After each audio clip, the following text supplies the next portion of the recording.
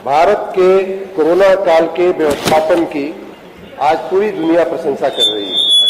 माननीय प्रधानमंत्री जी से लेकर के माननीय अपने मुख्यमंत्री माननीय योगी आदित्यनाथ जी, इन दोनों विशेष करके इन दोनों महानुभावों ने जिस प्रकार से कोरोना का व्यवस्थापन किया है वो पूरी दुनिया के लिए एक दृष्टांत, एक उदाहरण बनकर के अपने समक्ष प्रस्तुत है। इसे आपको स्वीकार करना पड़ेगा। माननीय, इसे आपको माननीय अध्यक्ष जी और आपके मार्फत में सभी सदन के अपने सदस्यगण से भी कहूंगा कि पूरी दुनिया में जिस बात की प्रशंसा हो रही है उस पर प्रश्न चिन्ह कृपया करके न उठावें। दूसरी बात कि जहां तक बिजली की माफी की बात है, आपने प्रश्न पूछा है माफ, आपने शब्द उपयोग किया है माफ। हमने वो शब्द उपयोग नहीं किया है, लेकिन माफी का मतलब यही होता है कि आदमी के पॉकेट में से, आदमी के खजाने में से, उसके तिजोरी में से कितना पैसा बाहर जा रहा है बिजली विभाग को, कितना पैसा उसका बच रहा है। उसके 4 हमने दृष्टांत दिए हैं कि इस तरह से व्यापारियों को हमने राहत पहुंचाई है, राहत दी है। और एक नहीं 4 प्रकार से इंटरवेंशन हमने किया है। एक मद में नहीं, 4 चरण में हमने इंटरवेंशन किया है। और रही बात भारत सरकार की, तो भारत सरकार ने, माननीय प्रधानमंत्री जी ने ऐसे व्यापारियों के लिए, ऐसे छोटे कारीगरों के लिए, श्रमिकों के लिए आत्मनिर्भर भारत पैकेज की घोषणा किया था। उस पूरे आत्मनिर्भर भारत पैकेज की बहुत अच्छी अमलवारी उत्तर प्रदेश में हुई थी और उसकी पूरी देश में सराहना भी हुई थी।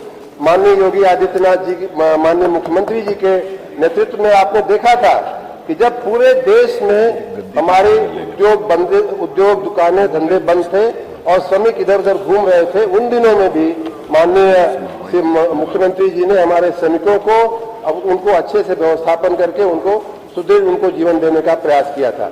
इसलिए माफ और राहत 2 शब्दों में आप कृपा करके न फंसे। कुल मिलाकर के उन्हें बहुत राहत दी गई है। और माननीय अध्यक्ष जी, मेरा यह भी सुझाव है कि अब चूंकि ये फेज पूरा हो चुका है, हम सब इससे निकल चुके हैं और बहुत अच्छे तरह से फिर से देश का उद्योग धंधा फिर से पुनर्जीवित हो गया है। प्रश्न इसका भाग नहीं है, लेकिन जब समक्ष में आया है तो मैं बता दूं कि किसानों के लिए अलग योजना है जिनको हम 50% राहत देते हैं और देते आ रहे हैं। रही बात बाकी आप संख्या आपने पूछा, तो जिन निर्धन व्यक्तियों की आप बात कर रहे हैं, उन निर्धन व्यक्तियों को आपने कहा है कि बिल में कितना माफ करते हैं। हम बिल देने के पहले ही लगभग 50% उनको राहत दे करके ही हम उनको बिल देते हैं।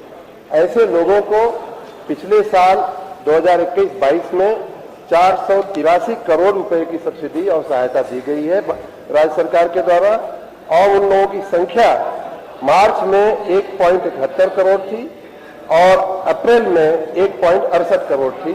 ये उपभोक्ता LMB 1 लाइट और मीडियम वोल्टेज वाले में 1 में आते हैं, जिनकी संख्या 1.71 करोड़ मार्च में और 1.68 करोड़ अप्रैल में थी। माननीय सदस्य। माननीय अध्यक्ष जी, हमने जो पूछा था उसका उत्तर माननीय मंत्री जी की तरफ से नहीं आया। मैंने ये पूछा कि जो लघु सीमांत BPL कार्ड धारक किसान हैं,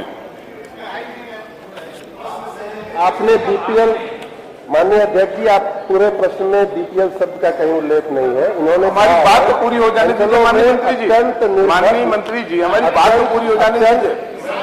मैं वही बता रहा हूँ माननीय अध्यक्ष जी। नहीं, आप बता दें नहीं करेंगे। इन्होंने जो प्रश्न है, मैं पहले प्रश्न ही पढ़ देता हूँ।